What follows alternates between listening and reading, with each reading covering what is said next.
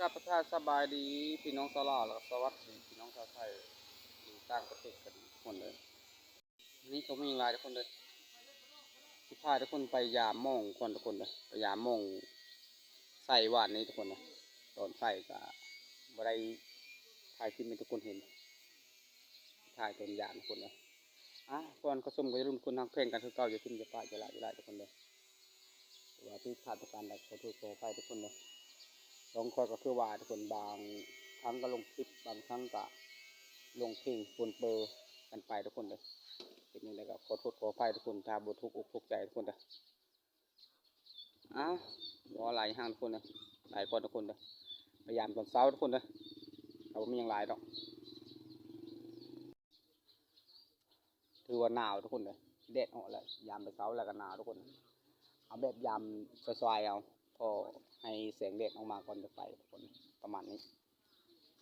แล้วก็ไม่มียังหลายแล้วทุกคนเลยมองก็ใส่สองด่างทุกคนเลยไม่ได้ใส่ลาย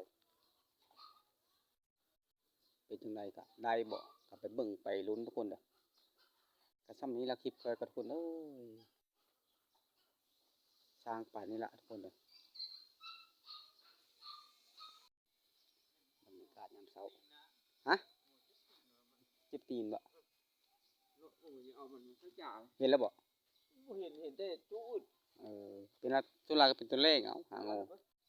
เช้ามันอันนั้น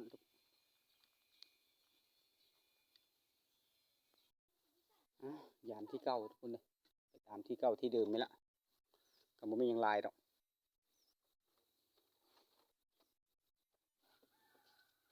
ไปไกลก็บ่ได้ไปทุกคนเลยบ่มีเวลามาหอดแล้วทุกคนเป็นจังไดก็มีตัวทุกอยู่ทุกคนอย่างแรกนี่ทุกคนเลยลงไปยามมันทุกคนเลยปากองอันนี้ก่อน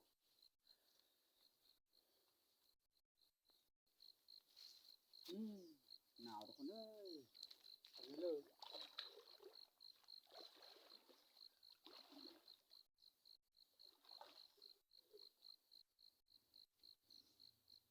มีจะปลาโตอยู่หมดไร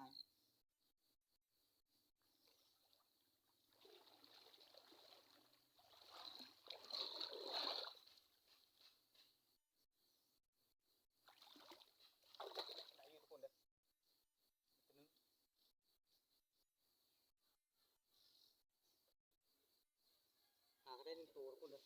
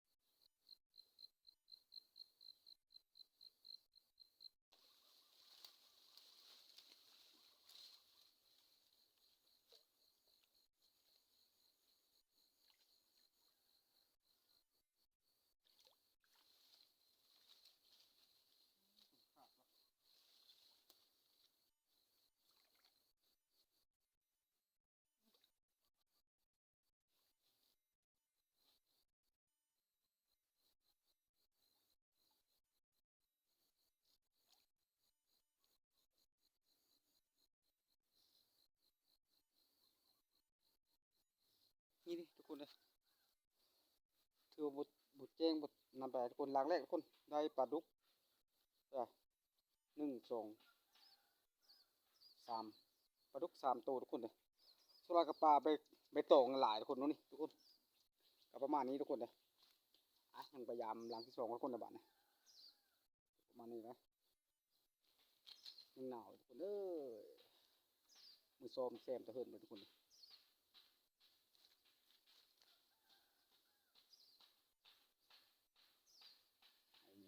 มองปลาไปก่อนทุกคน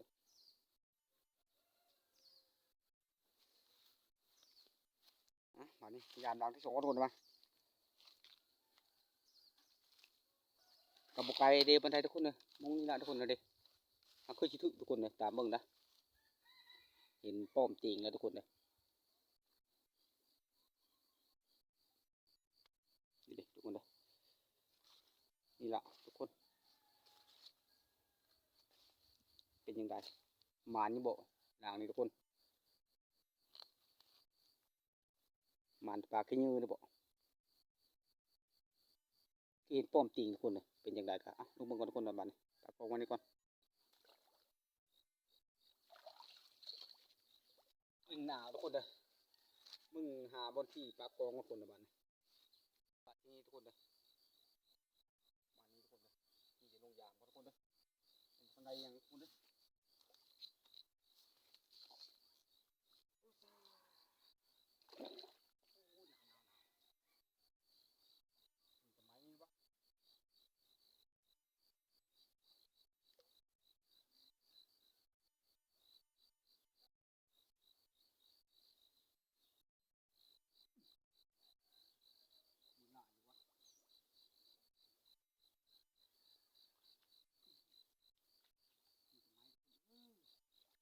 ปลาไม่ได้ตู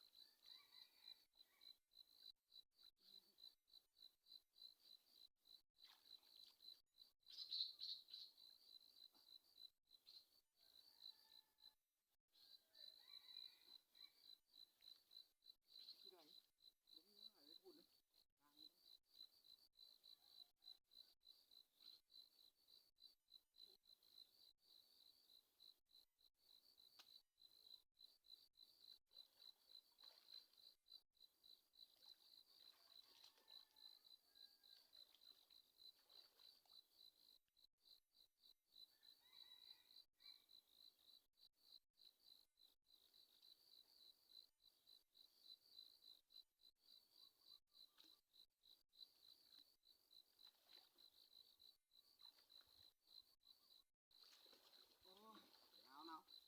ได้โบราณทุกคนเลยได้สี่ทุกคนเลยสลายปลาสลามทุกคน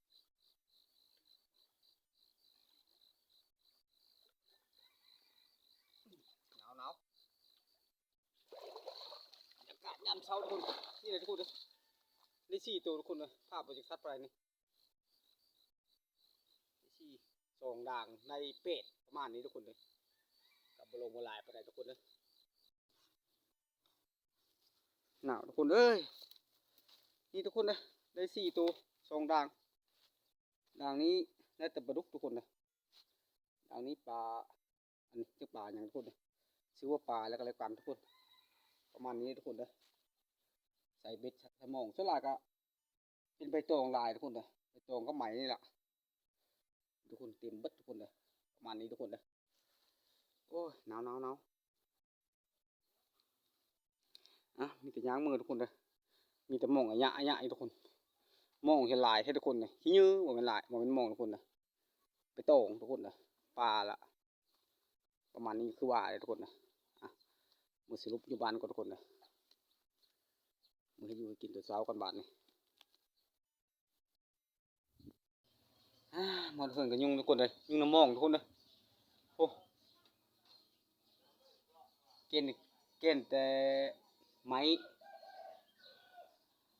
ถือว่าคลิปนี้ก็มาสำนี้ก็จบจะมีทุกคนเลยประชุมเลยไปร่วมทุนทักแพงกันก็อยู่กินกับปลาใหญ่ๆทุกคนก็มีอย่างนี้ทำผมทุกคนนะ